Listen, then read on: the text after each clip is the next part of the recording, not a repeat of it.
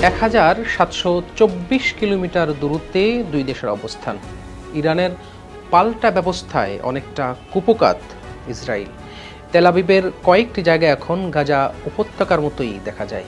ইসরায়েলিদের গর্ব, আয়রন ডোম ব্যর্থ করে শক্তিশালী মিসাইল ব্যবহার অব্যাহত রেখেছে ইরান। প্রিয় দর্শক, বর্তমান বিশ্বে শত্রুপক্ষকে ঘায়েল করার অন্যতম প্রধান হাতিয়ার হলো মিসাইল। মিসাইল এমন একটি অস্ত্র যার মাধ্যমে কাছে কিংবা দূরের, স্থির অথবা গতিশীল যে কোনো অবস্থাতে শত্রুপক্ষকে ধ্বংস করে দেয়া যায়। পারমাণবিক বোমা ব্যবহার করা যেহেতু নিষিদ্ধ, তাই মিসাইল সবার কাছে একটি জনপ্রিয় অস্ত্র হয়ে উঠেছে। আজকের প্রতিবেদনে জানব মিসাইল কিভাবে কাজ করে। চলুন শুরু করা যাক।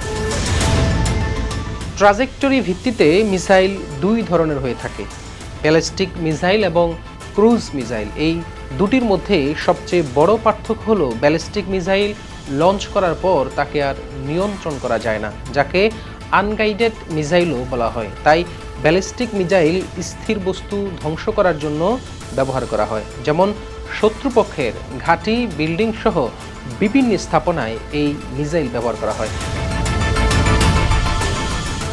অন্যদিকে ক্রুজ মিসাইলগুলোকে লঞ্চ করার পরও নিয়ন্ত্রণ করা যায়, যাকে গাইডেড মিসাইলও বলা হয়। ক্রুজ মিসাইল শত্রুপক্ষকে লক্ষ্য করে পেছনে ধাওয়া করতে সক্ষম। তাই সাধারণত ক্রুজ মিসাইলগুলো যে কোনো চলন্ত বস্তুকে ধ্বংস করার জন্য সবচেয়ে বেশি ব্যবহার করা হয়। পাশাপাশি স্থির বস্তু ধ্বংস করার জন্য ব্যবহার করা যেতে পারে। এছাড়া উভয় মিসাইলের মধ্যে বাকি সব বৈশিষ্ট্য প্রায় একই রকম। চলুন ক্রুজ মিসাইল কিভাবে কাজ করে সেটি নিয়ে বিস্তারিত আলোচনা করি। প্রথমেই এর গঠন প্রকৃতি নিয়ে আলোচনা করতে চাই। মিসাইলের ভেতরের সকল কম্পোনেন্ট একটি শক্তিশালী স্টিলের কেস দ্বারা ঢাকা থাকে। এর সামনের অংশ খুবই সুচালুভাবে তৈরি করা হয়, যেন বায়ুর বাধার কারণে গতি কমে না যায়। সুচালু হওয়ার কারণে অতি সহজেই বায়ুর বাধা অতিক্রম করতে সক্ষম হয়। এর ফলে অল্প পরিমাণ শক্তি ব্যয় করে প্রচণ্ড গতিতে ভ্রমণ করতে পারে এই মিসাইল। মিসাইলের ইলেকট্রনিক পাখাগুলোর অবস্থান পরিবর্তন করার মাধ্যমে মিসাইল ডানে, বামে, উপরে, নিচে যেতে পারে। মিসাইল যেন আরও অধিক স্থিতিশীল অবস্থায় থাকতে পারে, তাই এই পাখাগুলো মিসাইলের বডির সাথে ফিক্সড অবস্থায় যুক্ত করা থাকে। এর পেছনে আছে নজেল।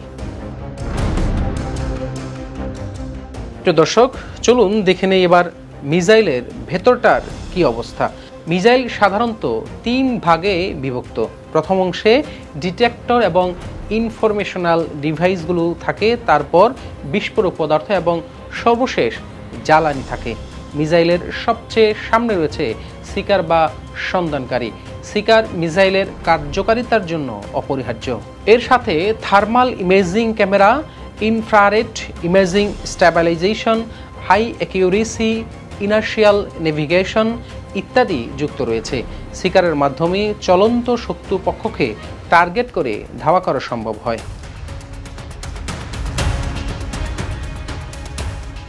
এটি হলো control system. Control system seeker থেকে প্রাপ্ত তথ্যের মাধ্যমে মিসাইলটিকে সঠিক ফ্লাইট পথে পরিচালনা করে। এরপরই রয়েছে ওয়ারহেড বা বিস্ফোরক পদার্থের সিলিন্ডার। এর ভেতরে বিস্ফোরক পদার্থ হিসাবে সাধারণত ব্যবহার করা হয় TNT, RDX, জাইডো, অ্যাজাইডোজাইড ইত্যাদি।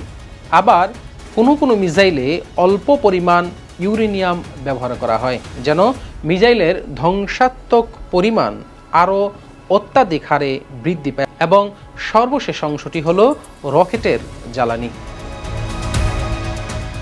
সাধারণত কঠিন এবং তরল দুই ধরনের জ্বালানি ব্যবহার করা হয়। বেশিরভাগ মিসাইল প্রোপালেশন সিস্টেম শুধুমাত্র কঠিন জ্বালানি ব্যবহার করা হয়। ধাতব গুরু যেমন অ্যালুমিনিয়াম প্রায়শই জ্বালানি হিসাবে কাজ করে, এবং অ্যালুমিনিয়াম পারক্লোরেট, যা পারক্লোরিক অ্যাসিড এবং অ্যামোনিয়াম লবণ মিশ্রিত সবচেয়ে সাধারণ অক্সিডাইজার। অক্সিডাইজার হলো সেই সকল পদার্থ যা জ্বালানিকে জ্বলতে সাহায্য করে। জ্বালানি এবং অক্সিডাইজারকে একটি ধাতব আবরণে একসাথে প্যাক করা হয়। এটি হলো ইলেকট্রিক্যাল ইগনিশন, যা প্রজ্বলিত হয় তখন প্রোপেলান্টে দহন প্রক্রিয়া শুরু হয়। প্রোপেলান্টে মিশ্রিত একটি শক্তিশালী কেসিংয়ের ভেতরে থাকে, যা মোটর কেস হিসাবে পরিচিত। এই মোটর কেসটি একটি গুরুত্বপূর্ণ ভূমিকা পালন করে, কারণ এটি প্রচণ্ড শক্তিশালী প্রেসার ভেসেল হিসেবে কাজ করে। এর ভেতরে কঠিন জ্বালানি এবং অক্সিডাইজার বিক্রিয়া করে কম্পাশন প্রক্রিয়া সম্পন্ন করে।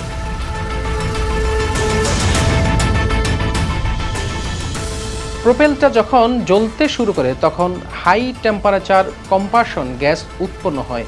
উৎপন্ন গ্যাস নোজেলের মাধ্যমে প্রবাহিত হয়। এই নজেলটিকে এমনভাবে ডিজাইন করা হয়েছে যেন গ্যাস প্রবাহকে ত্বরান্বিত করতে পারে।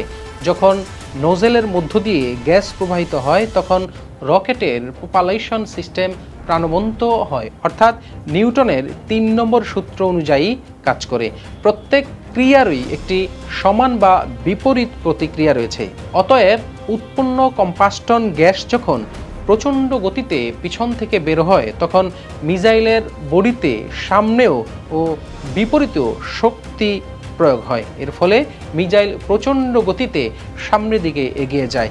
এক একটি মিসাইলের গতি শব্দের গতির চেয়েও ২ থেকে ৩ গুণ পর্যন্ত বেশি হয়। এমনকি কিছু কিছু মিসাইলের গতি এর চাইতেও বেশি হয়ে থাকে। এখন প্রশ্ন হলো, মিসাইল কিভাবে কোনো একটি বস্তুকে টার্গেট করে পেছনে ধাওয়া করতে সক্ষম হয়? চলুন বিষয়টি নিয়ে জানার চেষ্টা করি।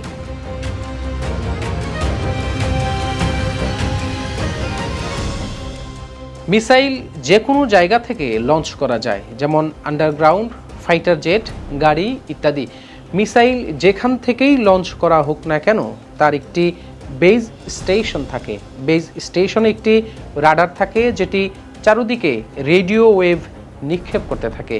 প্রত্যেকটি রাডারের একটি নির্দিষ্ট রেঞ্জ রয়েছে।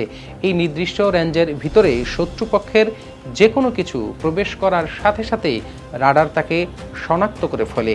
অনেক সময় শত্রুপক্ষ শনাক্ত করার জন্য স্যাটেলাইট প্রযুক্তি ব্যবহার করা হয়, অথবা আন্তঃমহাদেশীয় মিসাইল লঞ্চ করার জন্য স্যাটেলাইট ব্যবহার করা হয়। তারপর রাডার সেই তথ্য মিসাইলের মধ্যে থেকে শিকারের পাঠিয়ে দেয়। শিকার লক্ষ্যবস্তুকে ঠিক করে দেয়। তারপর গ্রাউন্ডের ভেতর থেকে বায়ুর প্রেসারে মিসাইলটি বাহিরে বের করে দেওয়া হয়। তখনই ইলেকট্রিক্যাল ইগনিশন চালু হয়ে যায় এবং মিসাইলটি গন্তব্যের দিকে ছুটে চলে।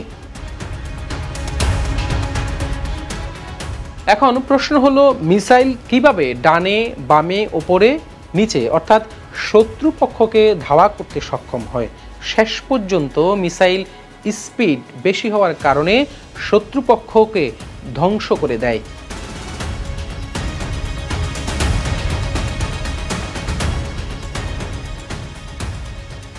শিকারের সবচেয়ে সামনে একটি রাডার থাকে, যেটি প্রতিনিয়ত সামনের দিকে রেডিও ওয়েভ নিক্ষেপ করতে থাকে। রেডিও ওয়েভ হলো এক ধরনের আলো যা আমরা চোখে দেখতে পারি না। এই আলো যখন কোনো বস্তুতে পড়ে তখন পুনরায় প্রতিফলিত হয়ে রাডারে ফিরে আসে। পাশাপাশি রাডারটি কেমিক্যাল আকৃতিতে তৈরি করা হয় যেন প্রতিফলিত আলো কোন দিকে এবং কত ডিগ্রি কোণে আসে তা অতি সহজে নির্ণয় করা সম্ভব হয়। তারপর শিকারের সেই সকল তথ্য মাইক্রো কন্ট্রোলে পাঠিয়ে দেওয়া হয়। মাইক্রো কন্ট্রোলার একটি স্বতন্ত্র কম্পিউটার যেটি রেডিও ওয়েভের আসা যাওয়ার সময় এবং দিক নির্ণয় করে লক্ষ্যবস্তু দূরত্ব এবং কোন দিকে অবস্থান করছে তা নির্ভুলভাবে পরিমাণ করতে সক্ষম হয়। তখন মাইক্রো কন্ট্রোলার সেই তথ্য উপাত্ত বিশ্লেষণ করে সবচেয়ে সহজ পথ অঙ্কন করে এবং শত্রুপক্ষকে ধাওয়া করার জন্য মিসাইলের পাখাগুলোকে পরিচালনা করে। এখন প্রশ্ন হলো, এই মাঝ আকাশে মিসাইল কিভাবে ডানে, বামে, উপরে, নিচে নির্দিষ্ট অ্যাঙ্গেলে মোড় নেয়? কারণ নির্দিষ্ট অ্যাঙ্গেলে মোড় নিতে হলে অবশ্যই কোনো কিছুর সাপেক্ষ নির্ণয় করতে হয়। এজন্য ব্যবহার করা হয় হাই অ্যাকুরেসি ইনার্শিয়াল নেভিগেশন। এই ইনিশিয়াল নেভিগেশন এর মাধ্যমে মিসাইল ডানে বামে উপরে নিচে কোন দিকে এবং কত ডিগ্রি কোণে মোড় নিচ্ছে তা অতি সহজে নির্ণয় করা সম্ভব হয়। মিসাইল তার গাইডেড পথ অনুসরণ করে যখন শত্রুপক্ষের কাছাকাছি চলে যায় তখন মিসাইলটি বাস্ট হয়ে যায় এবং শত্রুপক্ষকে ধ্বংস করে দেয়।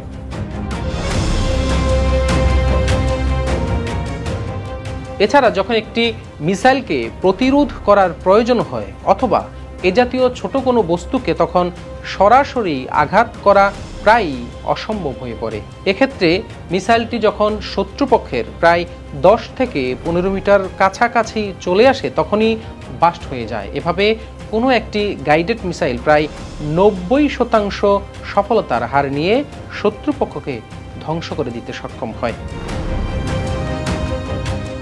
প্রিয় দর্শক, আশা করি বুঝতে পেরেছেন মিসাইল কিভাবে কাজ করে।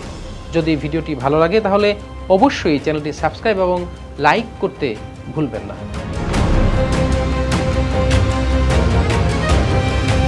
ইউএফটি ফার্স্টের সাথে ট্রেড করুন যে কোনো জায়গা থেকে। ক্যাম্পাসে ক্লাসের ফাঁকে, ঢাকার জ্যামে বসে কিংবা ঘরে বসে ট্রেডিং এখন হাতের মুঠোয়। তাই ট্রেড করুন যখন খুশি যেখানে খুশি।